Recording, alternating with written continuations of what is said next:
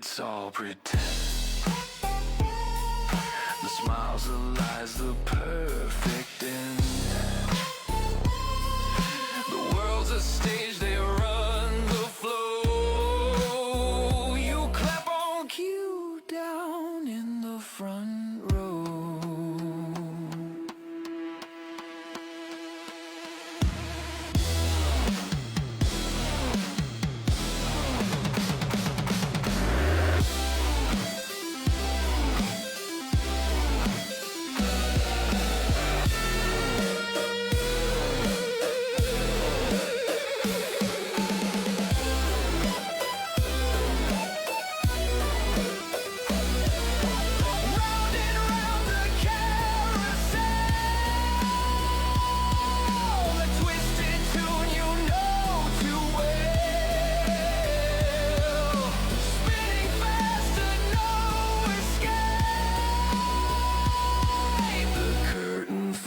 Final shade.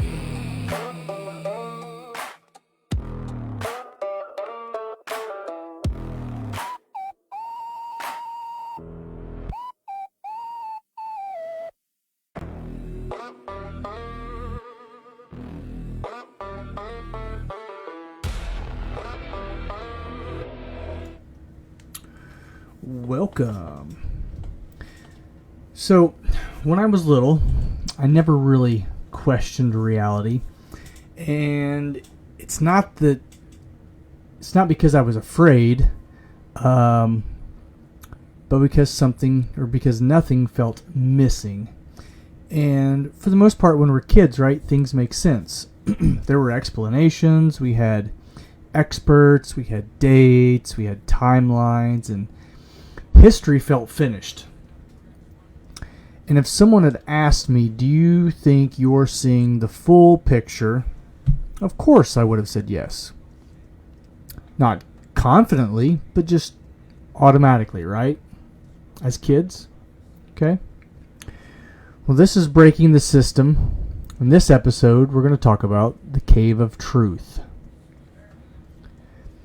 So I didn't hear about the cave as a warning.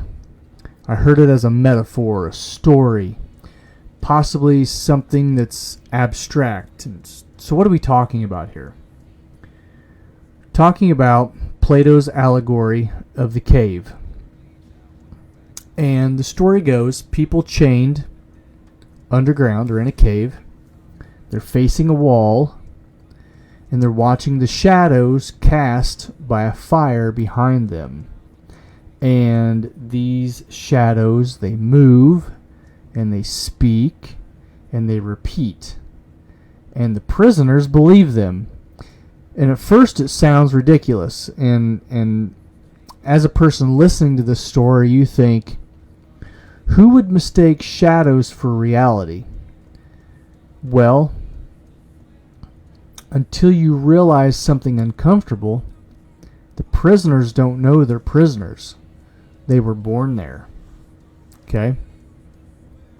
And since they're born there, they don't know that the shadows on the wall are shadows. They don't know that the fire behind them is the one that is placing the light or placing the shadows on the wall of themselves, right? So here's the part no one emphasizes enough, that the chains don't matter because the prisoners don't try to escape, and not because they can't, but because why would they?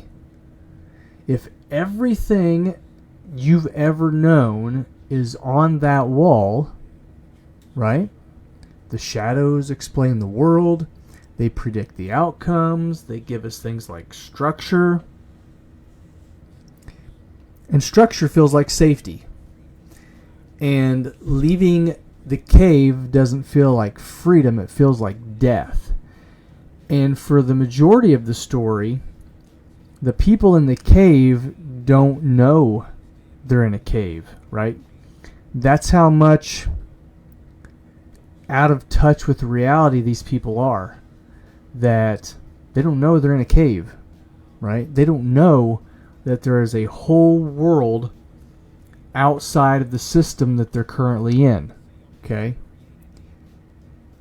And that's why leaving the cave would feel like death.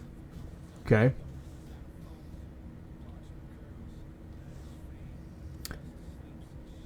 So Plato didn't imagine this in isolation. He lived in a society that had just executed his teacher, Socrates. And Socrates wasn't killed for violence. He wasn't killed for treason. He was killed for destabilizing certainty, for asking certain questions like, what is justice? What is truth? And more importantly, who decides those things? Athens didn't say Socrates was wrong. What did they say? They said he was dangerous. Ooh. And that's when the cave starts to make sense. The cave itself isn't about ignorance. It's about containment. It's about control. The cave literally controls everything. Everything. Our perception of reality, what is reality, who we are, where we are, why we are there, right? The cave is literally everything about us. Okay?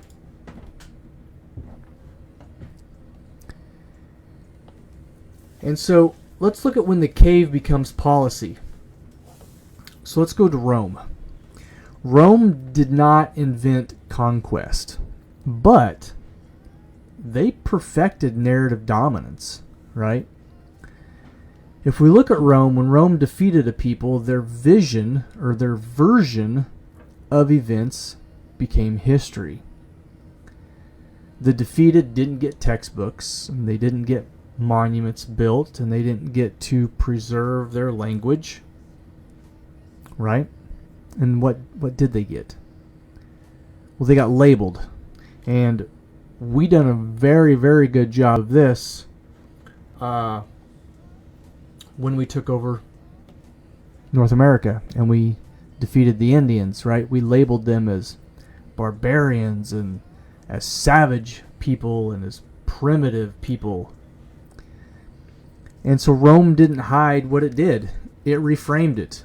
And because Rome survived, their shadows became civilization, right? And that's when it should dawn on people that the cave doesn't need lies, it needs longevity, right? Because the longer that you control the cave, the more narrative you control. The bigger the story is that you can tell, and the more people that become enthralled within your story that you're telling. So with that in mind, we should ask ourselves, what is history then? And so this is where the story stops feeling academic, because if Rome defines truth by surviving, then history is not a record of what happened. It's a record of what couldn't be erased, which means entire realities, entire civilizations exist only as absence. And so when we look at it that way, the cave isn't underground. The cave, it's memory itself. It's the memory of time. It's time's memory. How much memory is time forgotten? How much memory have we forgotten because we've only been told the side of the victor, and we've never been told the side of the people that got conquered because of the conquest, right? And so let's go to World War II, when the cave felt moral. And so World War II is taught like an anchor. And by that I mean we have clear villains, we have clear stories, we have clear lessons, right?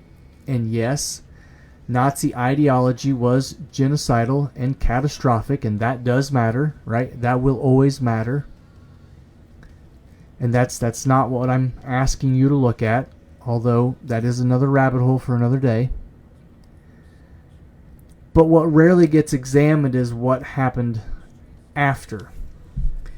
Because once the war ended, the victors didn't just rebuild cities. Well, what did they do? They organized meaning. Some suffering became sacred, other suffering became strategic, and some became unmentionable. And the cave didn't deny horror, it ranked it. Right? How horrific was this? On a scale from 1 to 10, how horrific was this? Right? How horrific was this war compared to the last war and the war before that and the war before that?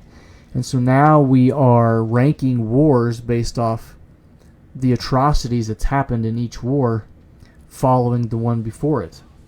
Which is why when we think of World War III, because it hasn't happened yet, a lot of us can't even fathom how bad it will be. Because every war is exponentially worse than the one before. Am I right? Think about it. Okay? So the cave itself is now not denying horror. We're ranking it. And that brings us into the shadows in real time. So modern war doesn't wait for decades for historians. It arrives with narrations. And how does it do that? Through press briefings, through expert commentary, through approved language. So the word invasion becomes internal. Civilian deaths become collateral. Occupation becomes stabilization. Right? And now we're giving words new meanings, or we're putting those meanings in places that realistically was never supposed to be there in the first place. And by the time the dust settles, the story is already sealed. And the cave itself, it updates. It updates itself, right? Now there's new shadows on the wall, produced by a different fire or a different light. And there's new voices. There's new people. Right? But they all look familiar. All the shadows look familiar. The environment's the same. It's an artificial environment. It's artificial because we put ourselves there. Right? So, and this episode was really special to me because we had talked about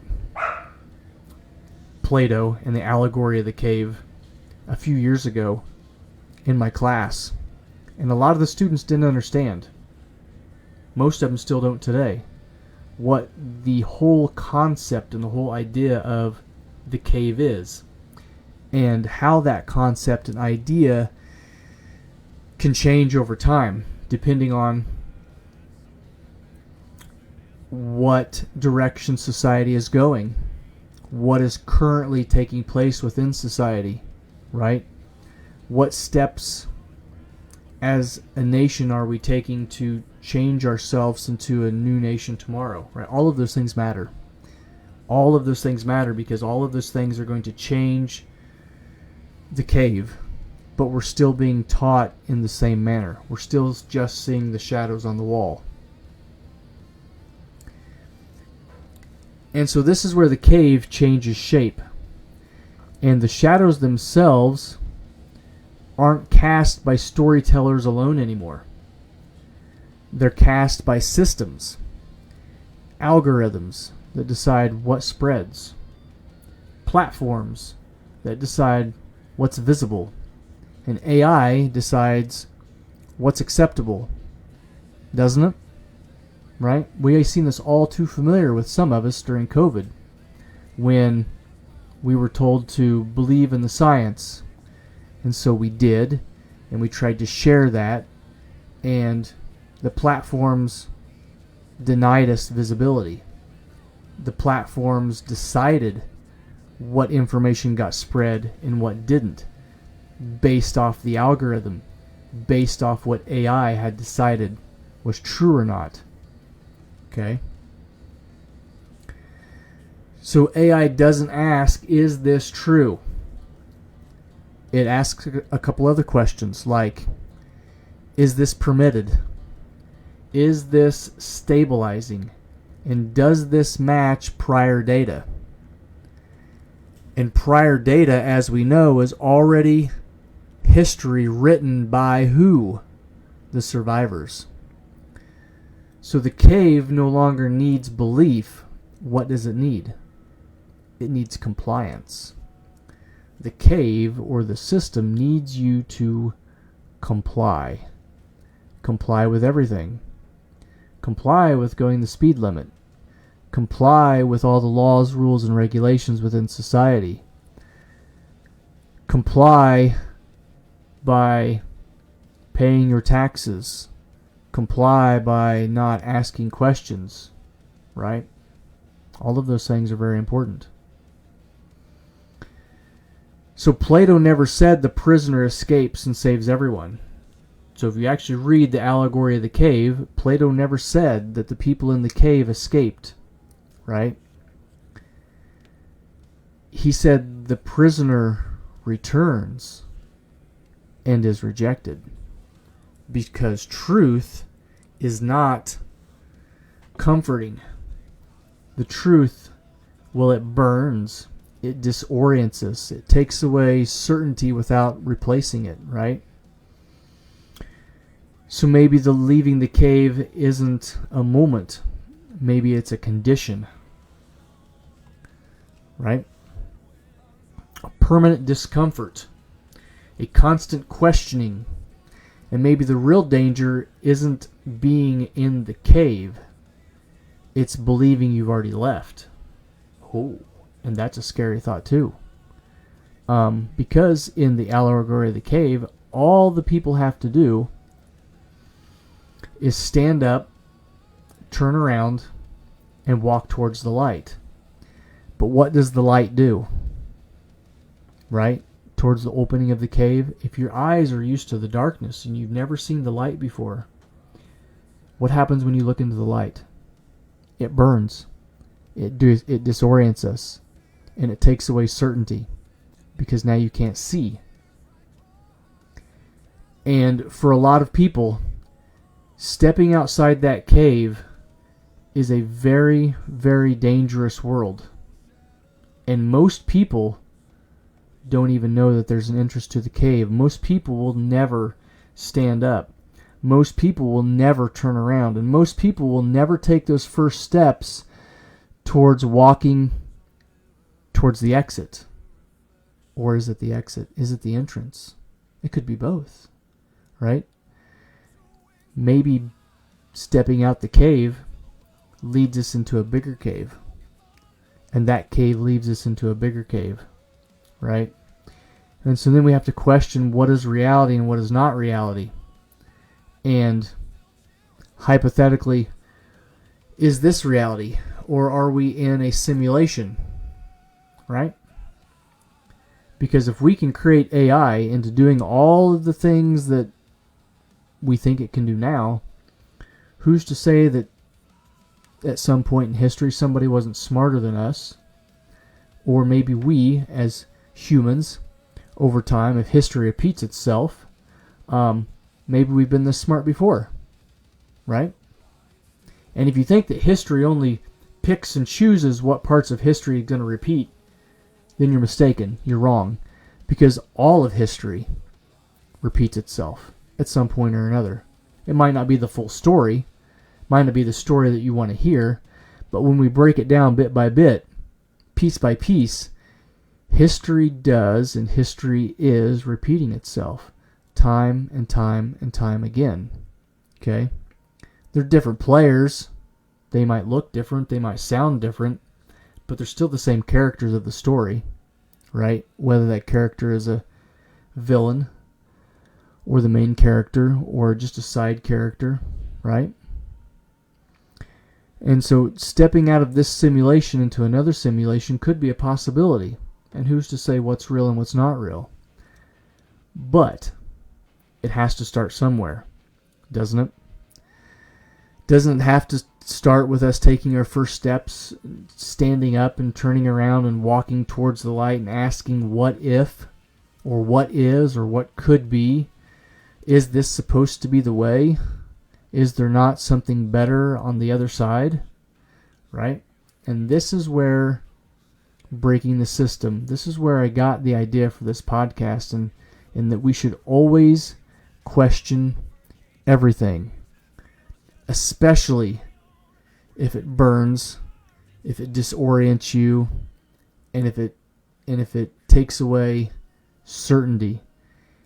If asking questions makes you feel uncertain, then you are probably already asking the right questions, and you need to dig just a little deeper, right?